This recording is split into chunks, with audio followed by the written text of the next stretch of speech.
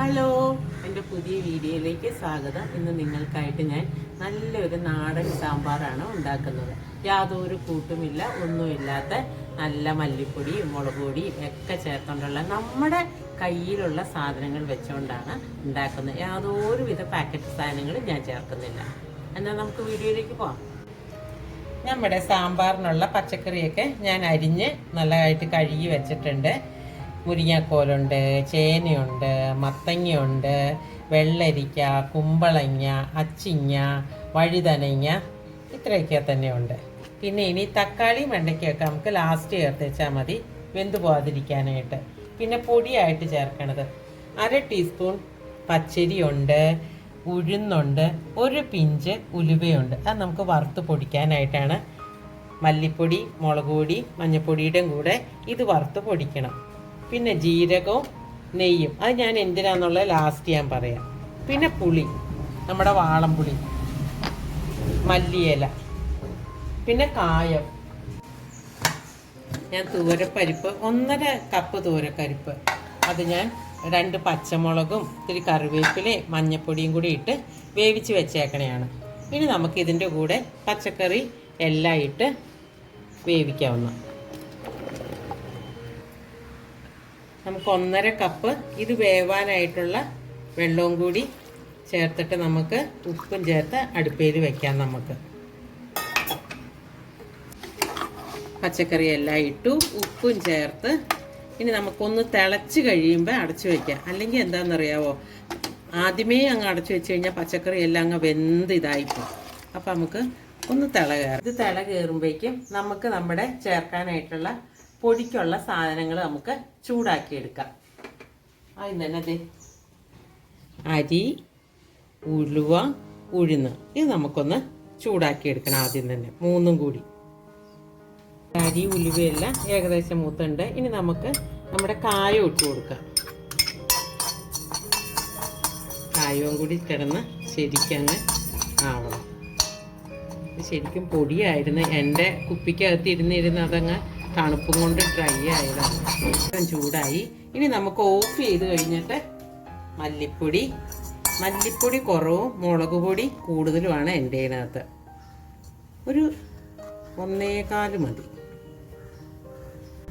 ഇനി മുളക് പൊടി, ഇത് പിരിയമുളകുമായിട്ട് മിക്സാണ് എൻ്റെ. നമുക്കൊരു 2 സ്പൂൺ ചേർത്ത് കൊടുക്കാം നമുക്ക്. ഇനി ഇത് ചൂടായിട്ട് ശരിക്കും നമുക്ക് പൊടിച്ച് ചേർക്കണം അതിനകത്ത്.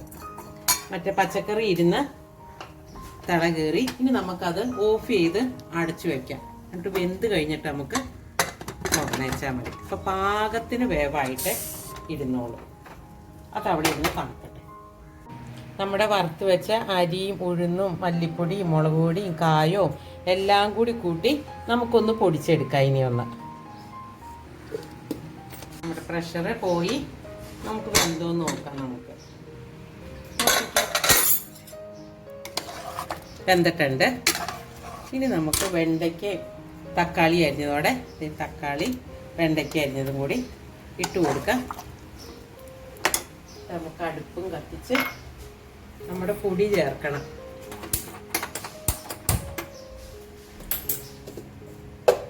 മിക്സി പൊടിച്ച് വെച്ചേക്കണ പൊടി, നമ്മുടെ മല്ലി, മുളക്, ഉലുവ, കായം, അരി എല്ലാം കൂടിയുള്ളത് നമുക്ക് ചേർത്ത് കൊടുക്കാം. മിക്സ് ചെയ്യണം. എന്നിട്ട് നമുക്ക് പുളിവെള്ളം ചേർക്കണം. നമുക്ക് പുളിയൊക്കെ നമ്മുടെ ആവശ്യത്തിന് ഒഴിച്ചോളണം. അപ്പോൾ ഓരോരുത്തർക്ക് ഓരോ ഇഷ്ടമല്ലേ പുളിയുടെ കാര്യത്തിനകത്തൊക്കെ. ചിലവർക്ക് അധികം പുളിയൊന്നും ഇഷ്ടമല്ല.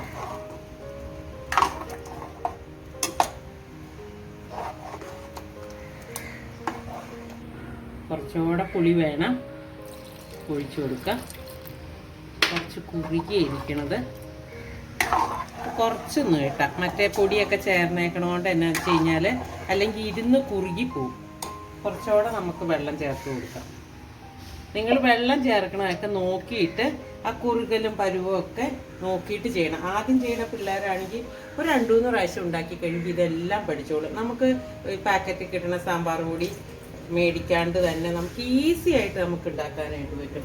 ഒരു ബുദ്ധിമുട്ടും ഇല്ല ഇങ്ങനെ ഉണ്ടാക്കാനായിട്ട്. വേണ്ടത് ഇപ്പം പരുവത്തിന് വെള്ളം എല്ലാം ആയിട്ടുണ്ട്. ഇനി നമുക്കൊന്ന് തിളയ്ക്കാനായിട്ട് വെയിറ്റ് ചെയ്യാം നമുക്ക്.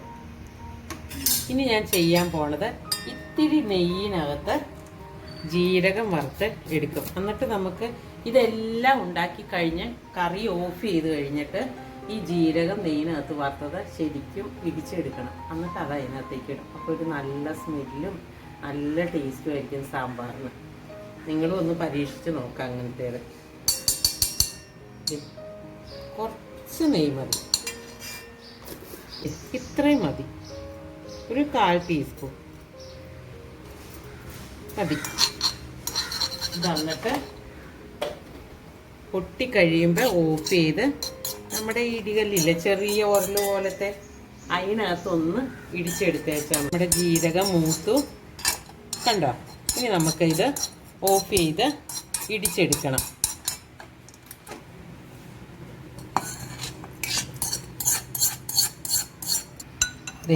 ഇങ്ങനെ ഇതിനകത്തേക്ക് ഇട്ടിട്ട് അരച്ചേച്ചാൽ മതി. ശരിക്കും അരിഞ്ഞെടുത്ത് വന്നോളൂ കേട്ടോ. വെളിച്ചെണ്ണ ഒഴിച്ചു കൊടുക്കാം നമുക്ക്.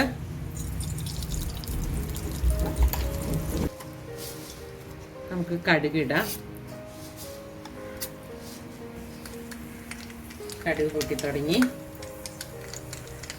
ഉഴുവമുളക്,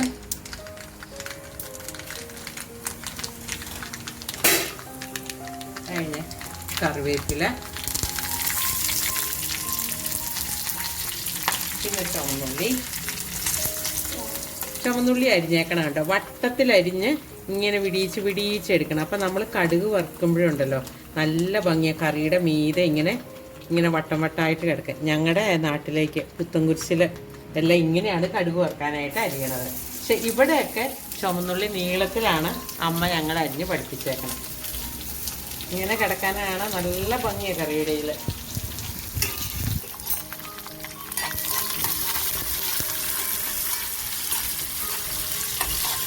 നമ്മുടെ സാമ്പാറും തിളച്ചു. ശരിക്കും നമ്മുടെ കടുക് മൂത്ത് തുടങ്ങി. ഇനി ഇതെല്ലാം ഇട്ട് ഞാൻ പറയാത്ത ഒരു സംഗതി ഉണ്ട്, അത് പറയാനായിട്ട് വിട്ടുപോയി. അത് ഞാനത് ഇടുമ്പോൾ കാണിച്ചു തരാം കേട്ടോ എന്നാന്നുള്ളത്. അതൊരു ടിപ്പാണ്.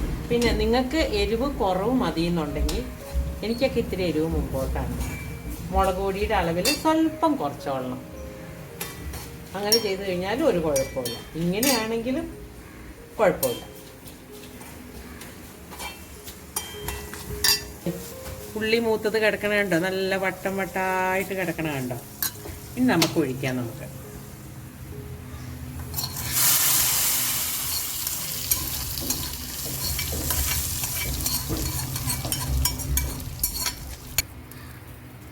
കറി ഓഫ് ചെയ്യാം. കറി ഓഫ് ചെയ്ത് നമ്മുടെ ജീരകം പൊടിച്ചത് ചേർക്കണം.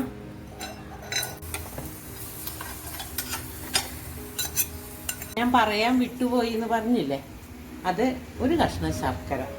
ഇതൊക്കെ ഓപ്ഷണലാട്ടോ. നമ്മുടെ ആ ടേസ്റ്റ് നല്ലൊരു ഇതിൽ വരാനായിട്ടാണ് ഈ ശർക്കരയും ജീരകം നെയ്യിനകത്ത് വറുത്തതും ഒക്കെ ചേർക്കണത്. ഇത് വാങ്ങിയിട്ട് ഇളക്കി മല്ലിയില കഴുകി അരിഞ്ഞ് വെച്ചേക്കണതും എല്ലാം കൂടി ഒന്ന് മിക്സ് ചെയ്ത് ഒരു 10 മിനിറ്റ് നേരം നമുക്ക് അടച്ചു വെക്കാം. നമ്മുടെ കുക്കർ നമുക്ക് തുറന്നു നോക്കാം. കണ്ടോ, നല്ല ഭംഗിയില്ലേ കാണാനായിട്ട്. ഇളക്കി വെക്കാം നമുക്ക്. കണ്ടോ, നല്ല പാകത്തിന് കൊഴുപ്പും ഒക്കെ ആയിട്ടുള്ള സാമ്പാർ. അപ്പം നമുക്കിനി അടുത്ത വീഡിയോയിൽ കാണുന്നവരെ എല്ലാവർക്കും ബൈ.